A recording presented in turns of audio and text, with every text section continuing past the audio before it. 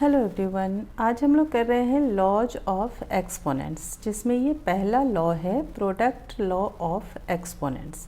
ठीक है, ये एक्सपोनेंट एंड पावर्स चैप्टर से हमने लिया है। 7th क्लास के एक्सपोनेंट एंड पावर चैप्टर से लॉज ऑफ एक्सपोनेंट्स कर रहे हैं हम लोग, जिसमें फर्स्ट लॉ है प्रोडक्ट लॉ ऑफ एक्सपोनेंट्स। मतलब when we multiply two numbers having the same base, जैसे मान लीजिए कि a to the power m है और इसको मल्टीप्लाई कर रहे हैं a to the power n से, ठीक है ना, सेम बेस है। तो when we multiply two numbers with same having same base, तो क्या हो जाएगा, देयर पावर्स आर एडेड। मतलब a to the power m plus n, है ना। समझ आ गया ये प्रोडक्ट लॉ ऑफ एक्सपोनेंट। अब इसको एक एग्जाम्पल देकर समझते हैं। यहाँ पर बेस सेम है तो हम सेम बेस का ही नंबर ले लेते हैं। 2 टू द पावर 4 ले लीजिए और मल्टीप्लाई करते हैं इसे 2 टू द पावर 3 से, ठीक है ना। तो लॉ के अकॉर्डिंग क्या होना चाहिए यहाँ पे, 2 टू द पावर 4 प्लस 3 यानी कि 2 टू द पावर 7, ठीक है। लॉ के अकॉर्डिंग ये हमारा आंसर आ रहा है। चलिए अब इसे हम सॉल्व करके देखते हैं कि ये कैसे 2 टू द पावर 7 आ रहा है, क्यों आ रहा है।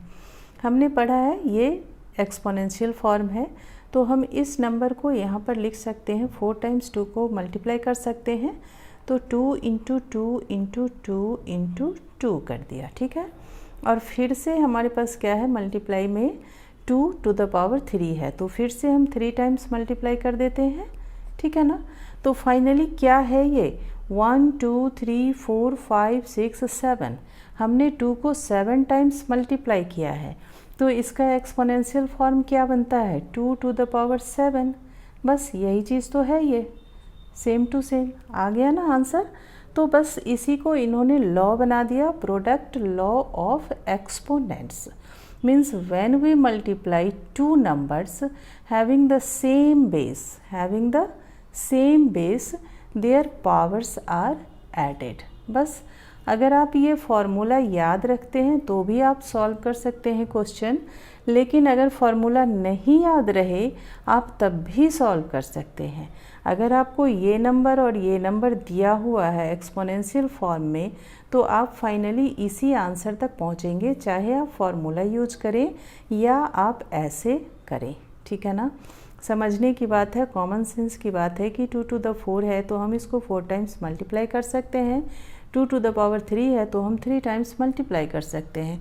तो फाइनली हमारा 4 प्लस 3 टाइम्स, यानी कि हमने 2 को 7 टाइम्स मल्टीप्लाई किया, जो इन्होंने रूल में लॉ में बनाकर लिख दिया है, ठीक है ना। चलिए कोई नहीं, आगे क्वेश्चन करेंगे तो क्लियर हो जाएगा। Thank you.